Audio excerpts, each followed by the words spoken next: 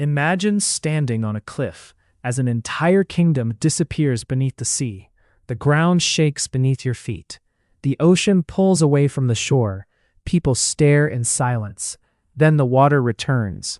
Nothing survives. For more than 2,000 years, one story has refused to die. Atlantis, a kingdom said to be richer than any empire, more powerful than any nation.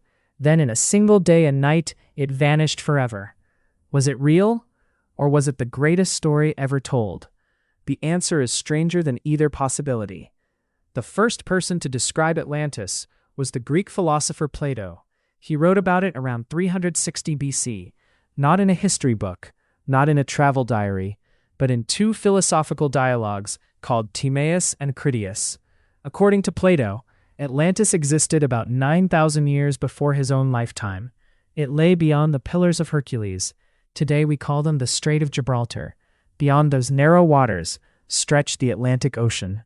Plato described Atlantis as an enormous island. Its capital was built in perfect circles. Wide canals surrounded the city. Massive bridges connected each ring. Ships moved through the waterways, carrying food, metals, and treasures from across the known world. At the center stood a magnificent temple dedicated to Poseidon. Its walls glittered with precious metals. Its columns towered above the city. The Atlanteans were wealthy, organized, technologically impressive. They controlled a powerful navy. They ruled neighboring islands. They challenged kingdoms across the Mediterranean. Then everything changed. Plato wrote that the people of Atlantis became greedy. Power replaced wisdom. Luxury replaced virtue. The gods were no longer pleased. Then came the catastrophe. Violent earthquakes, massive floods. In one terrible day and night, Atlantis disappeared beneath the sea. No survivors, no empire. Only a legend. For centuries, many readers accepted the story exactly as Plato wrote it. Others remained skeptical from the very beginning. Even Aristotle, Plato's own student, reportedly believed his teacher invented Atlantis to illustrate a philosophical lesson. So who was right? Was Plato recording ancient history or creating a powerful warning about pride and corruption? That question has inspired explorers, kings, archaeologists, and dreamers for over 2,000 years. Thousands of books have been written. Countless expeditions have searched oceans, deserts, mountains, and jungles. Yet not a single confirmed artifact bearing the name Atlantis has ever been discovered. Still, the mystery refuses to disappear. Why? Because parts of Plato's story sound surprisingly familiar. Entire cities have vanished before.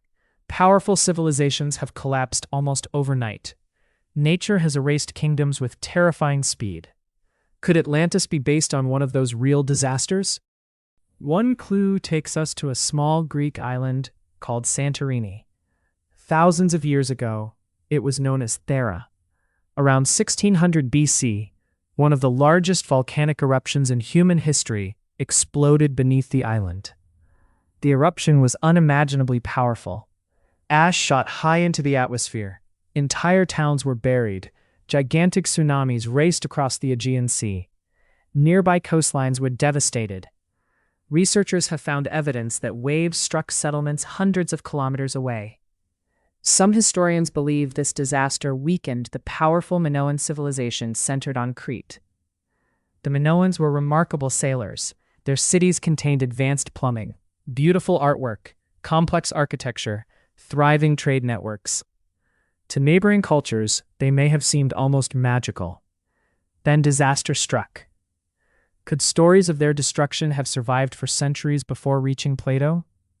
It is an intriguing possibility. But there is a problem. Plato placed Atlantis beyond the Strait of Gibraltar. Santorini lies deep inside the Mediterranean. The locations do not match. Neither do the dates. That has not stopped researchers from searching elsewhere. Some have looked beneath the Atlantic Ocean. Others have searched near Spain. Still others have proposed locations in the Caribbean, Antarctica, or even beneath the Sahara Desert. Each new theory captures headlines. Each promises to solve the mystery once and for all. So far, none has produced convincing evidence accepted by mainstream archaeology.